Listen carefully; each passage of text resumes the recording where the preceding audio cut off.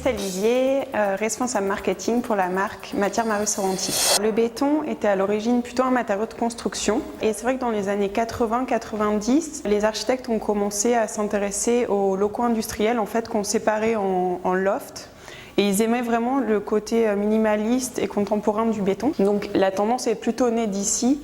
Et après, c'est vrai qu'on a évolué vers des produits plus fins, plus résistants. On a coutume d'appeler béton ciré. Et en fait, vous préférez avoir deux appellations différentes. Vous pouvez nous l'expliquer? Oui. Alors, le béton ciré, c'est vrai que maintenant, c'est devenu vraiment un terme générique au sein duquel on a vraiment une grande variété de produits.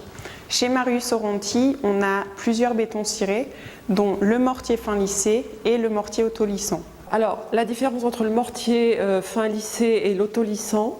Le mortier fin lissé est vraiment très polyvalent, donc il s'applique avec une petite lisseuse inox ou plastique et il peut s'appliquer sur tout type de surface à partir du moment où elle est rigide. Donc on va pouvoir faire des sols aussi bien en intérieur qu'en extérieur. On va pouvoir l'appliquer sur des plans de travail, dans des douches, des salles de bain et même sur un carrelage existant, par exemple en rénovation. Et donc c'est vraiment le produit qu'un particulier peut appliquer lui-même? Voilà, c'est le produit qu'un particulier peut appliquer lui-même. C'est un produit qui est quand même technique, donc il est toujours intéressant de suivre une formation pour apprendre à manier les outils et puis pour voir comment la matière se comporte. Mais en effet, il y a beaucoup de particuliers maintenant qui se lancent dans la rénovation de leur intérieur ou dans la réalisation de petites surfaces. Et alors l'autolissant en fait demande une mise en œuvre plus compliquée? L'autolissant, en effet, il doit être appliqué par un professionnel parce que c'est un produit qui demande une étude du sol qui doit être quand même approfondie et c'est un produit qui se coule, il est plus contraignant à mettre en œuvre. Est-ce qu'il y a une vraie différence d'aspect esthétique entre le mortier fin lissé et l'autolissant? Tout à fait. Alors, l'intérêt du mortier fin lissé, c'est qu'il va être travaillé vraiment différemment selon le geste de l'artisan. Donc on peut avoir des surfaces qui vont être vraiment ferrées, travaillées au plâtoir inox, qui vont presque s'apparenter au tas de laque. Et on peut aussi avoir un aspect plus contemporain si on travaille avec des outils plastiques ou en ferrant moins la matière. Est-ce que toutes les pièces sont susceptibles d'être faites avec ce produit? Le mortier fin lissé est un produit vraiment polyvalent.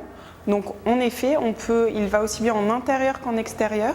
Ce qui va changer, c'est les produits de préparation qu'on va appliquer et les produits de finition. Donc on peut vraiment l'appliquer au sol, intérieur, extérieur.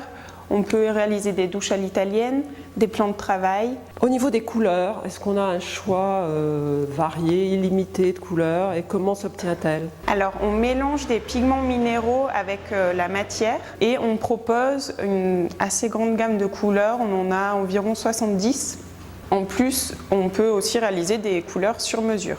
Et là, c'est aussi la personne qui met en œuvre son chantier, fait lui-même sa couleur ou c'est au moment de Alors, on choisit sur un nuancier de couleurs existant, des échantillons existants, et on reçoit la matière déjà teintée dans la masse, avec les pigments déjà mélangés.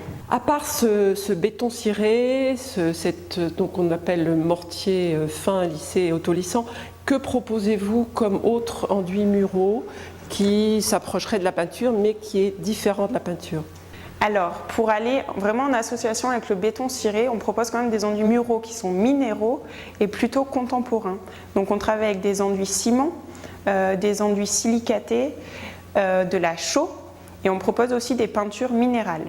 Et à propos de la chaux, comment se présente cet enduit? Alors la chaux, c'est vraiment un enduit qui est très varié. Donc on peut avoir des chaux grésés qui ont un grain apparent, on peut avoir des chaux pour réaliser des stucs, des chaux en pâte qui sont mat et qui sont vraiment contemporains.